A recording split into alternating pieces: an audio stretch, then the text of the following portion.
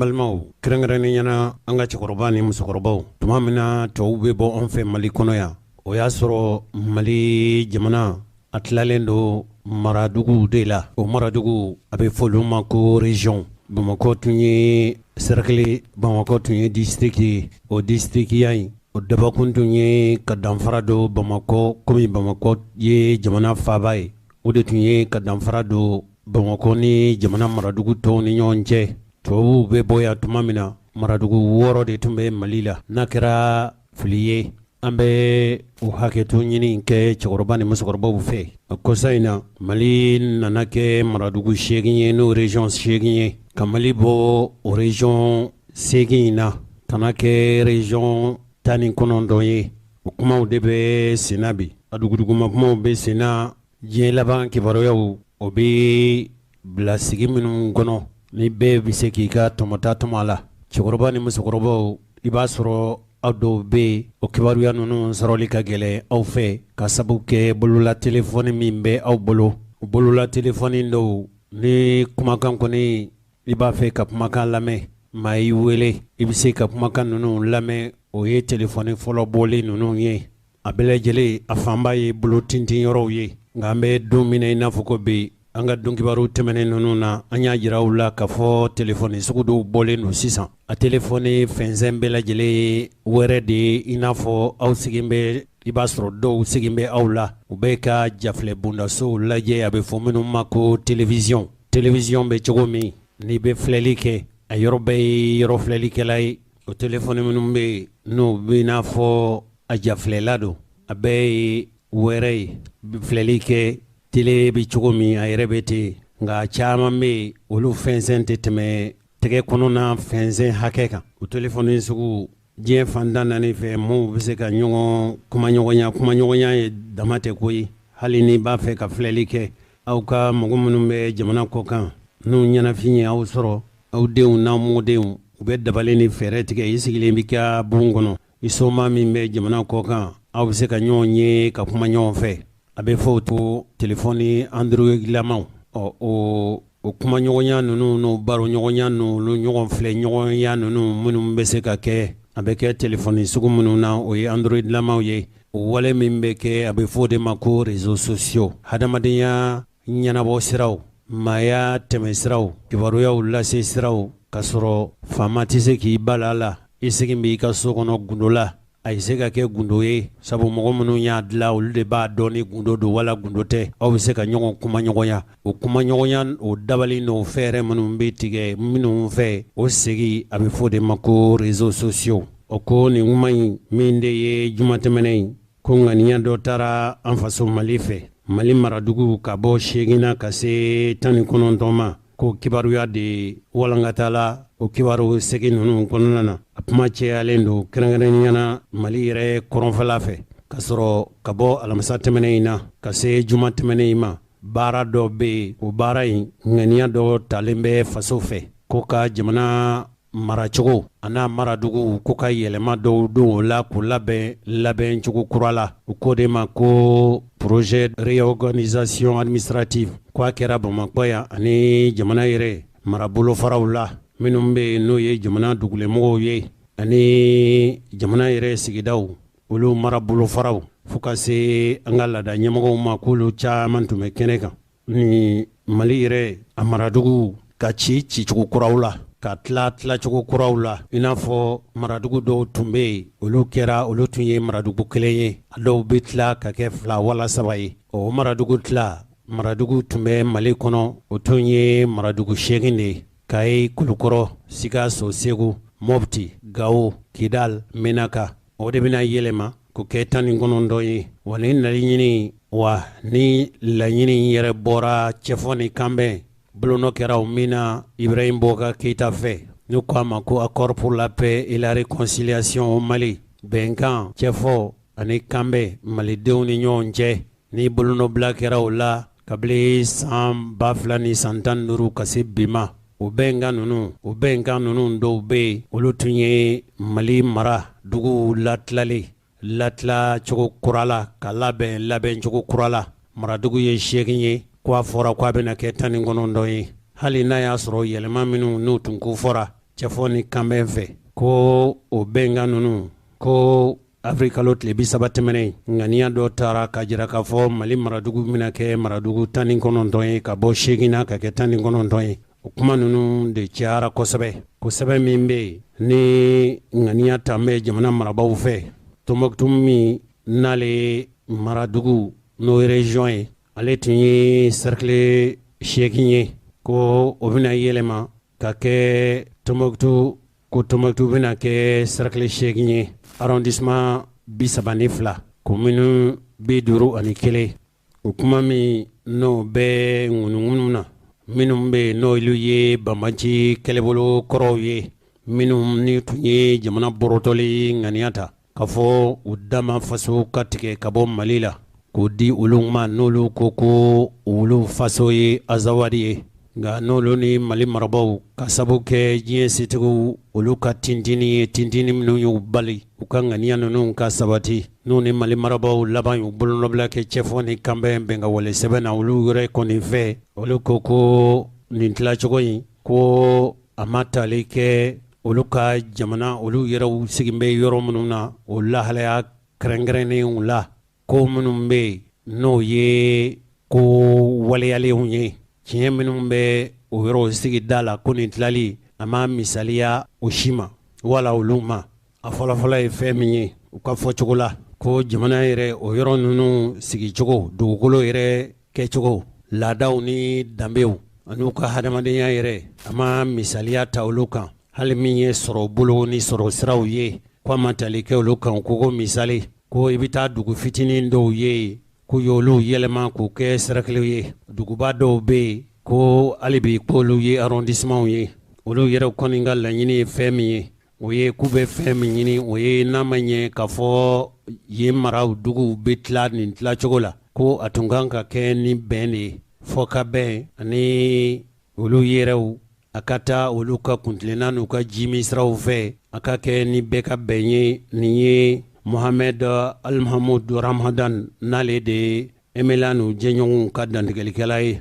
Tombouctoukaw fana ɲininkale olu y'a jira ale ye Tombouctou forobamɔgɔ dɔ ye Ibrahim Bohini ale ye Tombouctoukaw ka sigida ɲɛmɔgɔ ye. Olu y'a jira k'a fɔ nin ko in kɛra a ma kɛ ni fɔkabɛn ye wa maa wɛrɛ hakilina ma lajɛ a ko la ka sabu kɛ olu yɛrɛ minnu bɛ yen n'olu bɛ jamana kɔrɔn fɛ laɲini o laɲini bɛ olu la a tɛ k'a fɔ k'olu bɛ k'u yɛrɛ de makaran k'a fɔ ko olu bɛ min ɲini o y'olu kelen ka hɛrɛ ye k'o tɛ olu ka laɲini ye. Sariya ni taabolo ni kɛcogo minnu bɛ yen ni Mali yɛrɛ sigidaw olu bɛna baara wali u bɛna mara ni o hakɛw ni o sariya kolow ye. Sigida o sigida bɛ yen n'a ma ɲɛ k'a fɔ o bɛna kɛ a yɛrɛ dama marayɔrɔ ye ko kɛcogo b'a la kɛkun yɛrɛ b'a la n'a ma ɲɛ k'a fɔ yɔrɔ yɔrɔ bɛna kɛ faraɲɔgɔn ka dugu ye fo a ka sɔrɔ kɛkun b'a la kɛcogo b'a la dalu b'a la. A fɔlɔfɔlɔ ye fɛn min ye o ye jamako ye n'i ye Mali yɛrɛ jama hakɛ ta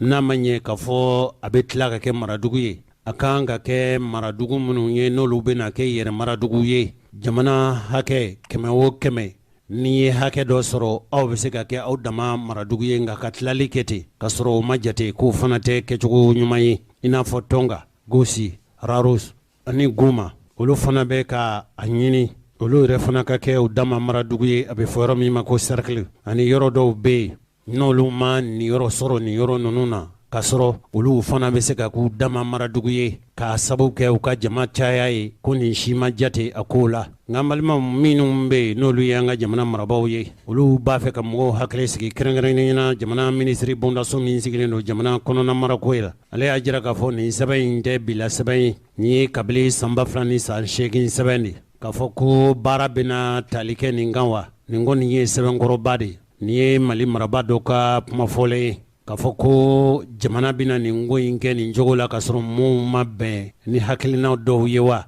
sabu minnu yɛrɛw bɛ yen ni jamana fanga ɲɛmɔgɔw y'olu sigi olu kan ka kuntilenna dɔ di jamana marabaaw ma kuntilenna minnu bɛ yen n'o ye dabali ni fɛɛrɛ minnu kan ka tigɛ minnu bɛna to jamana in bɛna mara marabolo ani maracogo kura minnu na olu ko foyi tɛna kɛ fɔ a ka kɛ ni olu ka bilasiraliw ye. Ninnu dun mɔɔw ni ye maa 50 ɲɔgɔn bɔɲɔgɔnko de ye minnu bɔra politikitɔnw na ka bɔ forobamɔgɔw fɛ ka bɔ Mali kalan dɔɔninkɛlaw fɛ nin kulu in sigila kabili mars kalo tile 31 ni a ɲɛmɔgɔya bɛ jamana marabolo ɲɛmɔgɔ yɛrɛ de bolo aw hakili b'a la ka fɔ min ye Mukutari Wane a tun ye dantigɛli kɛ ninnu ka sigili dɔ kɛnɛ kan. Mukutari Wane tun ye min fɔ nin jamakulu minnu bɛ yen olu minnu ye jamana marabaaw ye kɛrɛnkɛrɛnyana min ye Mukutari Wane ale ma nin baara in kɛ a kɛra ni furancɛ fanga fangalatɛmɛ wala donlatɛmɛ fanga min n'o bɛ jamana mara la ni san 1 ni kalo 6 dira olu ma. A ɲɛmɔgɔ 3 fɔlɔfɔlɔ o ye bandaw ye a ka dankan o ye Asimu Goyita ye min ye jamana marabolo ɲɛmɔgɔ ye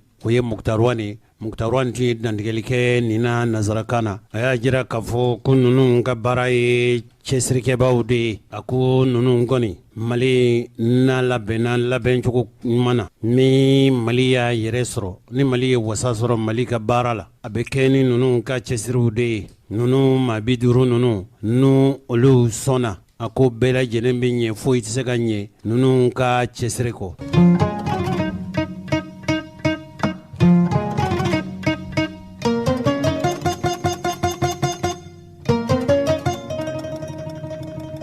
An balimaw kibaruya minnu bɛ yen o de ye k'a fɔ ko ntɛnɛn tɛmɛnen a dɔgɔ furancɛ kelen de ye a dɔgɔ furancɛ kelen bɛna kɛ bi ntɛnɛn ye k'a fɔ min ye Mali sɔrɔdasiw ye ani Faransi ka kɛlɛbolo min bɛ an fa dugukolo kan n'a bɛ fɔ a ma ko Barikani olu ye ɲɛfɔli kɛ k'a fɔ u ye kɛlɛfɛlɛbɔ dɔ kɛ ɲɔnɔ mara la o sen fɛ a dɔgɔyalen ye u yɛrɛw b'a fɔ mɔgɔ minnu ma ko jihadistew. Cɛkɔrɔba ni musokɔrɔbaw jihadistes olu tɔgɔ tɛ fɛn wɛrɛ ye tubabuw y'u de b'u tɔgɔ da nin cogo la tan hali n'a y'a sɔrɔ ko an ka diinɛ dɔɔninkɛbaw ko an kana fɔ ninnu ma ko jihadistes nka tubabuw y'a fɔ cogo la jihadistes tɛ mɔgɔ wɛrɛ ye ko minnu ko k'u bɛ marifa ta ka diinɛ kɛlɛ kɛ. Kibaruya min bɛ yen o de ye k'a fɔ ko Faransikaw ka kɛlɛbolo ani Mali sɔrɔdasiw k'u ye o cɛ 20 ɲɔgɔn bɔɲɔgɔnko kɛlɛcɛ 20 k'a fɔra k'a fɔ olu fagara kɛlɛ dɔ senfɛ kɛlɛ min ye sana kɛlɛ ye i n'a fɔ ka pankolon kɛlɛkɛ pankolon ta ka kɛlɛkɛlaw to duguma ka mugu fili u kan mugu kerunu mun kɛra u kan ntɛnɛn tɛmɛnen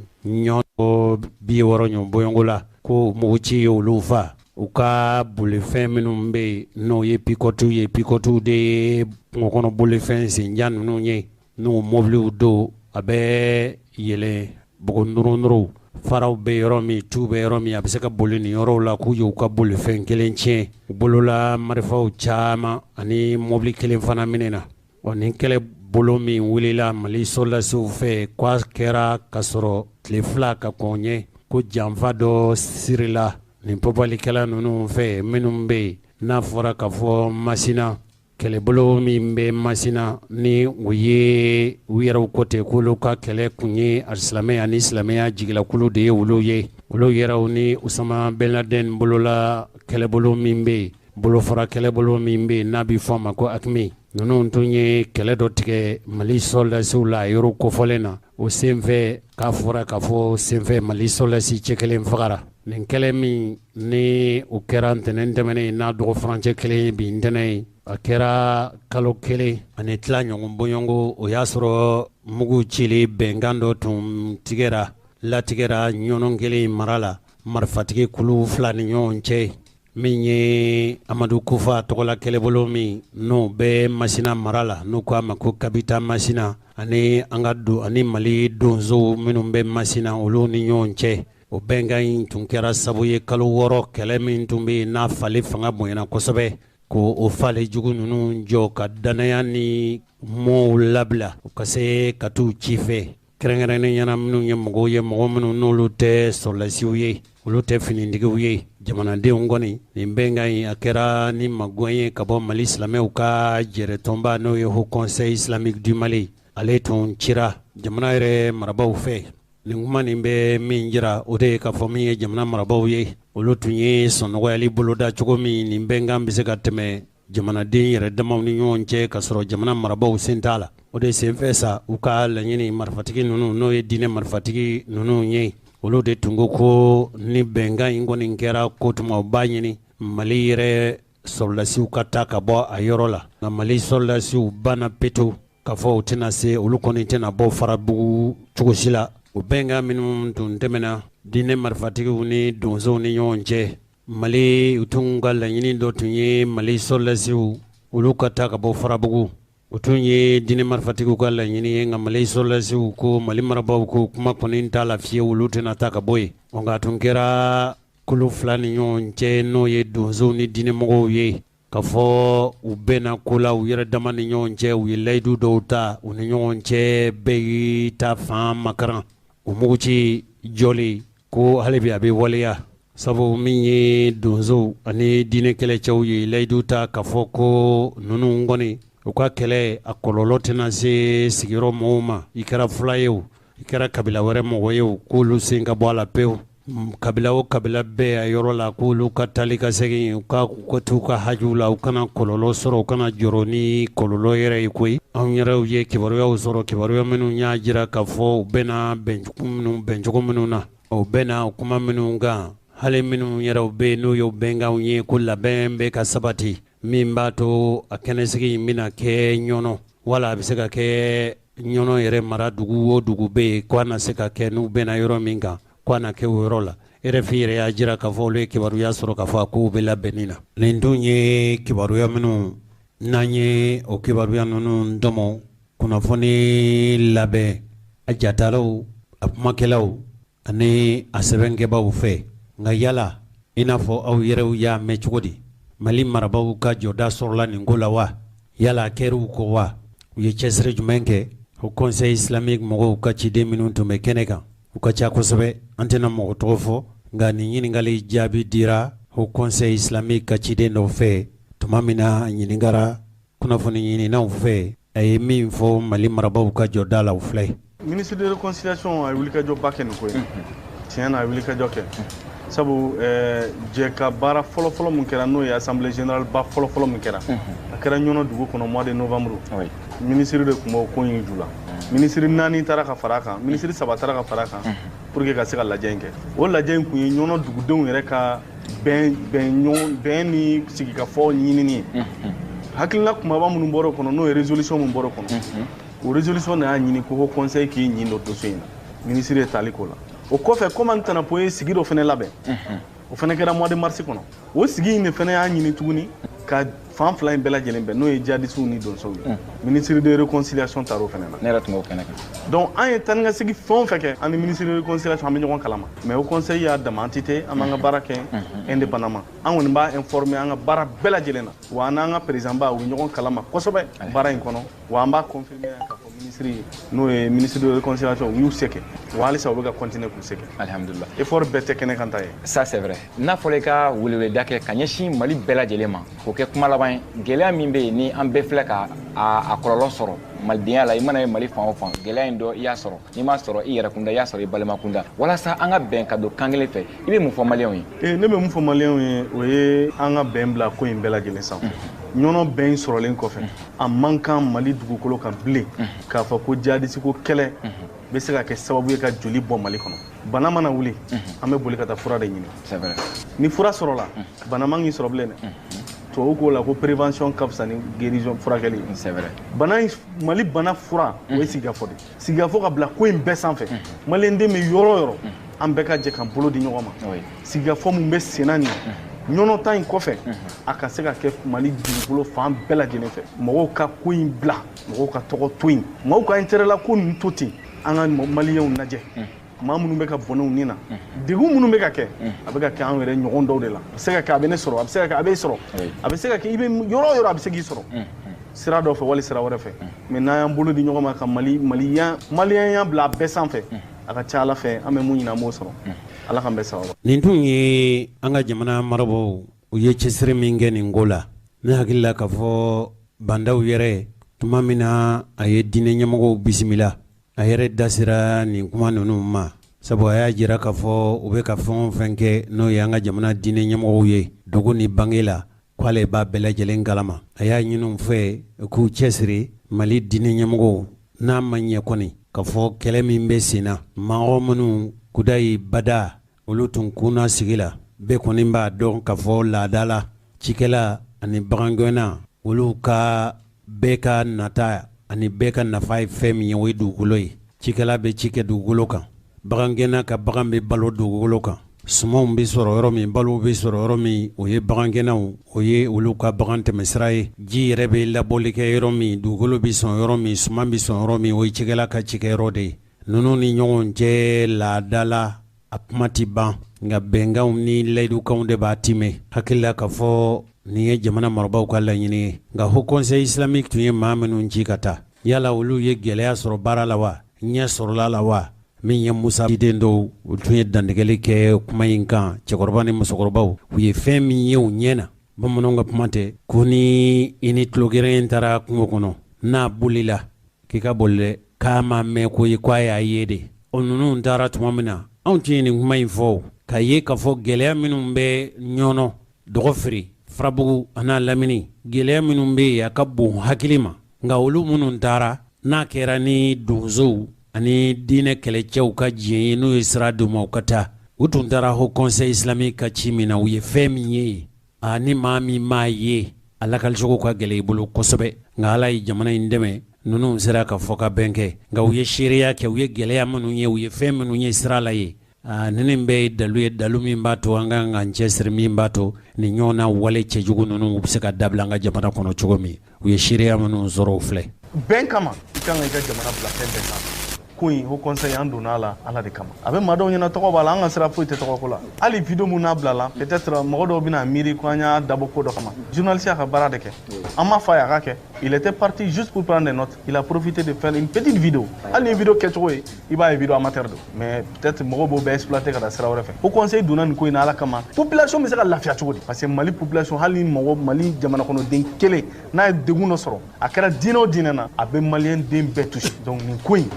maaw kun kan k'u bolo di ɲɔgɔn ma ka jijukɔrɔ baara dabila ka ko dɔ dabila mun bɛ kɛ sababu ye ka nin ko tiɲɛ kalo 6 mun kɛra nin ko la an ye tan ni ka segin mun kɛ nin ko la depuis mois de décembre kalo 4 bientôt kalo 4 n'a sɔrɔ la mɔgɔw bɛɛ kun jɛra k'u bolo d'an ma an kun b'a ba depuis décembre nka a sera yɔrɔ dɔ ma mission yɛrɛ tun tigɛra Ala farala an kan Ala n'an ka ɲɛmɔgɔw ka effort n'u ka jija ka fara an ka président ba yɛrɛ kan n'o ye Seydou Ousmane Madani Haidara ka cɛsiri ko in sera a dan na c'est pourquoi an bɛ nin nisɔndiya kɔnɔ bi ale yɛrɛ siranna k'a fɔ quoi parce que tuma dɔ Ala fɔli man d'a ye a y'a fɔ dusukun kami min y'a sɔrɔ n'a ko ale a kama an bɛɛ ma quoi a ye gɛlɛya minnu fɔ n tɛ n da so o tɔ la fila dɔrɔn an donna Farabugu an y'a sɔrɔ denmisɛnnin dɔw wolola Farabugu u bɛ ŋunuma bi u faw ma deli k'u ɲɛ la 15 km de bɛ u faw sigilen bɛ dugu min na ni Farabugu cɛ olu donna anw nɔfɛ ka taa Farabugu an ye cɛ dɔw ye u bɔra k'u ka denbaya to u tugura an kɔ u b'u ka denbaya ɲɔgɔn ye u kasira de dɔw balimaw faturu kɔ u ma se k'u jɔ a kaburu kunna mais min ka bon bɛɛ n'o y'an bɛɛ bɔ an cogoya la Farabugu donda 3 km de la ville de Farabugu kɛlɛba kɛra yen jihadistes caman sara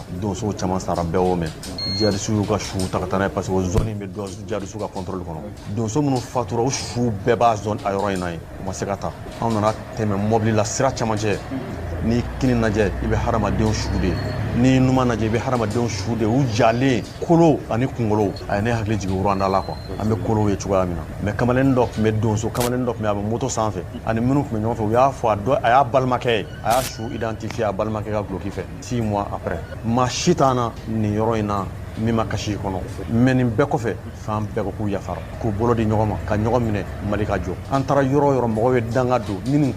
bɛn in sababu tiɲɛra kɛra mɔgɔ o mɔgɔ ye Ala kana hɛrɛ k'i ye mɔgɔw bɔra dugu minnu na mɔgɔw n'u ka doni n'u ka fɛnw bɛ ka segin ka taa o dugu la i yɛrɛ f'i ka kuma la i ye filaw ni fɛnw ye dugu dɔw la u ye misiw ni sagaw de bɔ ka fana kɛ dunan minnu bɔra kalo 6 u segintɔ k'u kunbɛn n'a ye k'u bolo di ɲɔgɔn ma ka kasi ka ɲɔgɔn minɛ an ma ɲini Ala fɛ halisa Ala k'o kɛ ɲɛta ye Ala k'o sabati alhamdulilahi rabbil alamin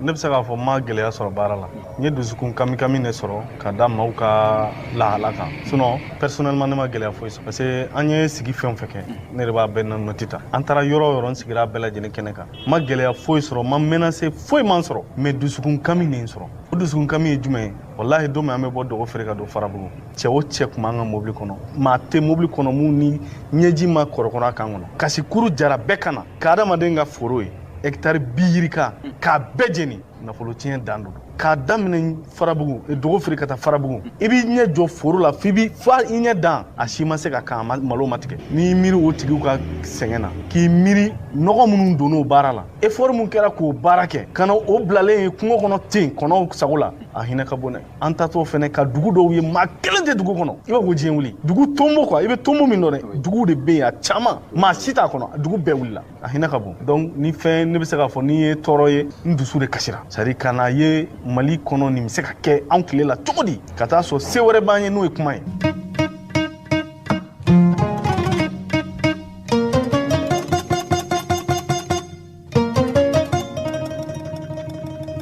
Juma tɛmɛnen n'o bɛnna Afrikalo tile 30 ma Mali sɔrɔlasiw u ka kɛlɛbolo kɛrɛnkɛrɛnnen min bɛ yen n'u k'a ma ko Forsat ninnu de ye kɛlɛcɛw labɛnnen ye ni kɔlɔlɔ cunna mɔgɔw kan a kɛra papalikɛlaw ye o a mana kɛ tiɲɛnikɛla juguw ye o n'u taara bin mɔgɔw kan a kɛra baarakɛ bondasow ye o a kɛra duguw ye o n'olu kɔni limaniyana k'a fɔ ko tiɲɛnikɛlaw kɛmɛ ka daminɛli kɛ olu kɛlɛbolo de bɛ taa ko zantigila Afrikalo tile 30 sira min n'ale bɛ bɔ Bamakɔ yan k'i kunda Segu kan o k'u ka mobili ko a walankatara mobili in kɔni a kɛra i n'a fɔ kasara de mobili in sɔrɔ mobili in firila a firili senfɛ kunnafoni minnu sɔrɔla ka bɔ an ka jamana sɔrɔlasiw yɔrɔ u ka maa fila o fagara mɔgɔ fila yɛrɛ joginna kunnafoni jɔnjɔnw olu sɔrɔla k'a fɔ k'u ye banabaatɔ ninnu doni ka taa n'u ye Marakakungo u ka furakɛ ko nka kɔsa in na u y'u doni ka na Bamakɔ yan an ka donkibaru nata ninnu na an bɛna sɛgɛsɛgɛli kɛ ko Kucala kɔɔri cikɛlaw olu bɛ jate maa hakɛ caman de minnu bɛ kɔɔriw cikɛ u bɔra Kita Fana Sikaso Buguni Segu Kucala ani Mali fan wɛrɛw fɛ u ye kangari gwɛlɛn da araba tɛmɛnen alamisa tɛmɛnen nin kalo in tile 29 kalo tɛmɛnen in tile 29 Afrikalo tile 29 tɛmɛnen u ye jama lajɛba kɛ Kucala u y'a jira k'a fɔ ni jamana marabaaw m'olu lamɛn ɲinɛ samiyaji tɔ tora kalo 1 wala 2 ɲɔgɔn a ko labɛnbaw lajɛ in tun kun ye fɛn min ye ko laɲini dɔw tun b'olu fɛ kɔɔri yɛrɛ bɛ se ka ci kɛ Mali kɔnɔ cogo min ani ka kuntilenna dɔw ta ɲinɛ kɔɔri cikɛli la u ko u y'a fɔ jamana marabaaw ye an bɛ kalo min na n'o ye mai kalo in ye k'a fɔ ni olu ka laɲiniw ma sabati Mali marabaaw fɛ ni furancɛ in kɔni dɛmɛna k'a sɔrɔ Mali marabaaw ma layidu timɛ bɛnkan minnu wala laɲini minnu bɛ olu fɛ a ko olu kɔni u bɛna ka na lajɛ ni olu bɛna kɔɔri ci kɛ wala u tɛ kɔɔri ci kɛ nin bɛna kɛ san 2 ye san o san u bɛ ɲɔgɔn sɔrɔ yen u ka kɔɔri ci kɛ tɔnba min bɛ yen n'u k'a ma ko Yetio a dɔ la miyanka kan don olu de kɛra sabu ye salon ka kɔɔri cikɛli kɔn u y'a ɲini jamana fɛ ni olu ka laɲiniw ma sabati ɲini fana u tɛna kɔɔri cikɛ wa salon ko u ye nin ɲɔgɔnna si de kɛ kangari dara jamana marabaaw ye ka dɛsɛ kolokoto sɔn ma kɛ olu ta ma fiyewu ni Ala sɔnna ma an ka donkibaru nata ninnu na an b'u wele wala an ka maa minnu bɛ Kucala an bɛna kibaru jɔnjɔn ɲini u fɛ inshallah.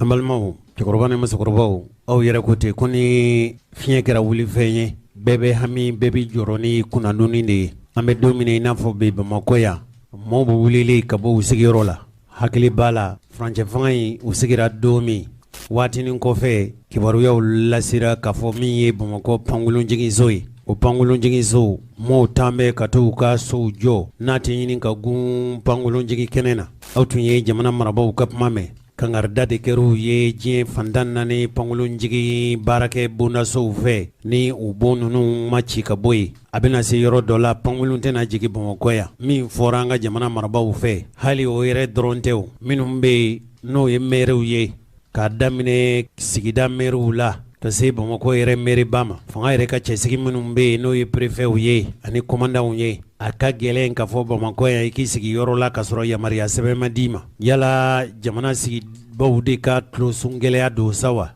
maaw de bɛ don kan ka nafolo minnu la ka yɔrɔw dɔw d'u ma k'u sigi ye n'i y'i sigi ye don n'a dugusɛjɛ cɛ i na gɛn ka bɔ yen o kɔlɔlɔ kɛn bɛ ka maa hakɛ min sɔrɔ Bamakɔ yan Mali yɛrɛ fantan naani bɛɛ lajɛlen don ka sɔrɔ baara nin n'o ye sigiyɔrɔ ye maa tɛ se k'i sigi dugukolo yɛrɛ sibiri ɲɛ kelen ka Mali kɔnɔ fo ka sɔrɔ dɔw ka sira d'i ma k'i sigi yan i ka ni yan sigili ka kan o kɛlɛ de wulilen don ko min ye Bamakɔ pankolonjigi kɛnɛba ye maa minnu ka yɔrɔw cira ani minnu sirannen don ka fɔ ka yɔrɔ minnu bɛna ci hali min ye sinu nin bɛɛ ye sinukaw ye o sinu dugu kɔnɔna maa dɔw gɛnna ka bɔ u sigiyɔrɔ la ka sɔrɔ u bɛ sigi don min tuma dɔ la i b'a sɔrɔ o kɛra sigifɛn ye ni mɛriw préfet ani dugutigilakaw ka sigili ye olu yɛrɛw de degun y'u sɔrɔ ka se hakɛ min ma bi Ablaye Kanta k'u farala ɲɔgɔn kan kunungo lajɛ tun b'u fɛ i tun b'a kɛnɛ kan. Ayiwa karamɔgɔ Jose y'a fɔ cogo min na Senu sigiyɔrɔ bɛ ko Senu Lafiyabugu ayiwa kunungo ni o ye jama lajɛrɛba kɛ jama lajɛrɛ senfɛ o kɛra faraɲɔgɔnkan ye o ni jɛkulu ni ɲɔgɔn cɛ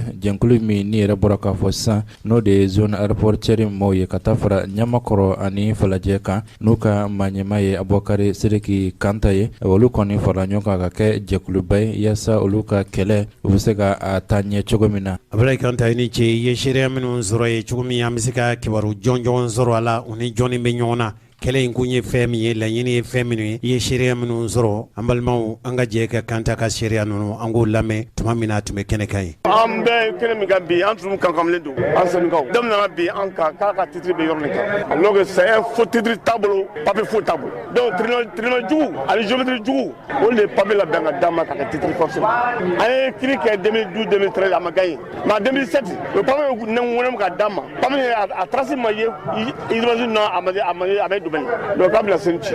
yɔrɔ in ci a ka yɔrɔ filɛ bali a b'a filmer a bɛna filɛ ni juge bɛ se ka yɔrɔ ta ka di maa kelen ma an ka jamana ma ɲi dɛ k'a kɛ mankan yɛrɛ c'est en 2012 2013 o y'a to mɔgɔ bɛ sidi kan u ye muso furu ka den wolo o furu o tɛrɛ nin kan yan foyi tɛ tɛrɛ nin kan min ma yira ko denw ye a ka émission yɔrɔ kɔnɔ a ka fo tɛ yan min bɛ yɔrɔ kɛ mɔgɔ ta ye ni bolo b'a kɔrɔ i bɛ yɔrɔ kɛ mɔgɔ ta ye mais i ka fo ta min ye mankan wuli yan a ye papier de ɲini sisan ka bɛn yɔrɔ ci o mairie n'a ye lusuma kɛ en 2007 2008 ka enquête kɛ enquête ménage kɛ ka enquête foncière kɛ ka na sira bɔ ka courant don ka robinet don yɔrɔ la maintenant a ye bila ka tete bɛ yɔrɔ ka bɛn yɔrɔ ci a diyara n y'a bɛnna ma. Ne tɔgɔ ye Seydou Goyita ne ye Senu jeunesse ɲɛmɔgɔ ye an jɔyɔrɔ bɛna kɛ min ye parce que se tɛ an ye wari tɛ an bolo an jɔyɔrɔ ye an fanga de ye parce que an y'an ka yɔrɔ jɔ maɲumatɔ ko la a ma suyɛn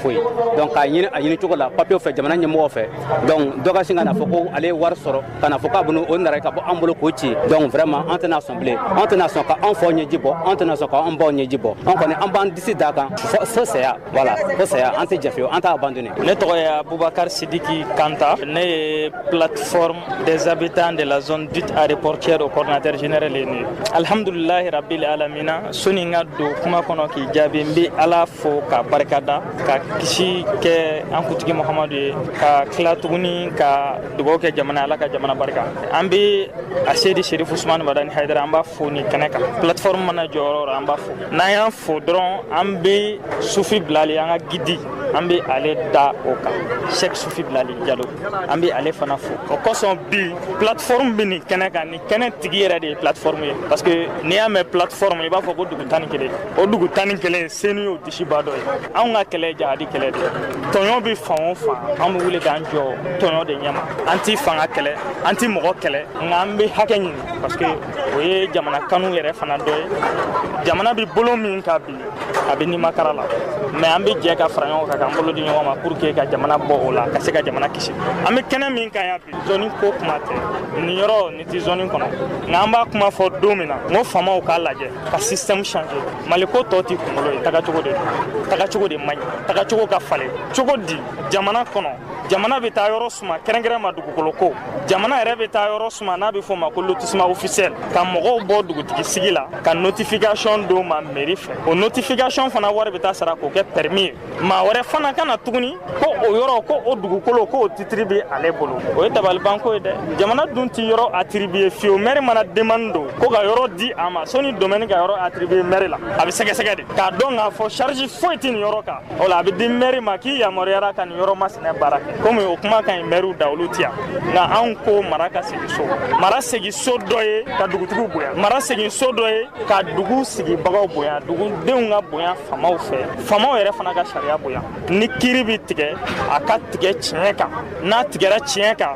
bɛɛ lajɛlen bɛ kiiri bonya bɛɛ parce que bɛɛ bɛ fanga bonya fanga in ye an ka loi labɛnnen de ye an de bɛnna ka fara ɲɔgɔn kan ka sɔn a ma n ko ni nin ma ɲɛ nin ka kɛ tan ni nin kɛra tan nin ka kɛ tan donc ni o bɛnni ka don min i kan k'o bonya tiɲɛ kan mais n'a ma kɛ tiɲɛ kan a bɛnnen do fana i ka wuli k'i ka hakɛ ɲini o kosɔn an ye journaliste wele bi anw yɛrɛ nana nin kɛnɛ ka bi ka n'a fɔ senu lafiyabugukaw ye ko zone kɔnɔ dugu 11 min bɛ yen bi o bɛɛ farala o kan o kun y'o ye ka kɔrɔ mɛ o nana ka na danaya kurakuraya ka bolodiɲɔgɔnmaya kurakuraya k'a yira k'a fɔ famaw la ko ka sabali Mali bɛ nimakara la o ka Mali to yen ten u ka jamana bonya u ka sariya bonya papier min b'an bolo an ko papier ɲuman de tɛ